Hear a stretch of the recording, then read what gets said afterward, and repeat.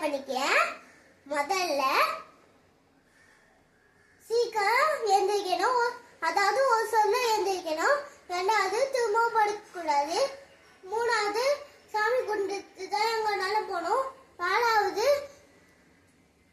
எனக்கு எனக்கு ஸ்கூலுக்கு லஞ்சு கட்டி கொடுத்தாங்கன்னா நானும் சாப்பிடணும். அஞ்சாவது